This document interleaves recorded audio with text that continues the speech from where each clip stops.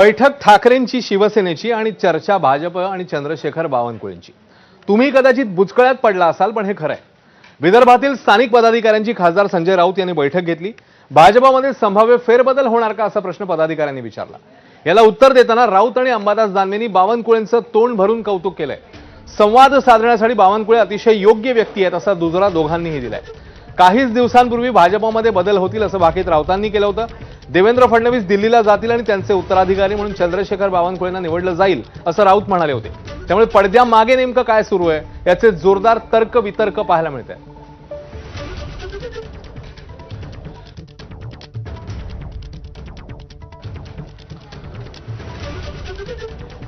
तर एकीकडे केंद्रामध्ये मंत्रिमंडळ विस्ताराच्या चर्चा असतानाच राज्यातल्या राजकारणात देखील मोठे बदल होऊ शकतात अशी चर्चा जोरात सुरू आहे। त्यातच संजय राऊत यांनी एक वक्तव्य केलं आणि आता संजय राऊत यांच्याकडनं पुन्हा एकदा बावनकुळेंचं झालेलं कौतुक। याच्यामुळे येणाऱ्या काळामध्ये नेमक्या काय राजकीय घडामोडी घडणार पाहणं महत्त्वाचं आहे।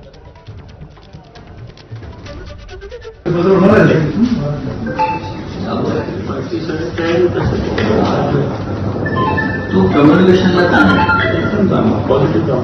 तो अत्यंत बावनकुळे कम्युनिकेशन संवाद साधण्यासाठी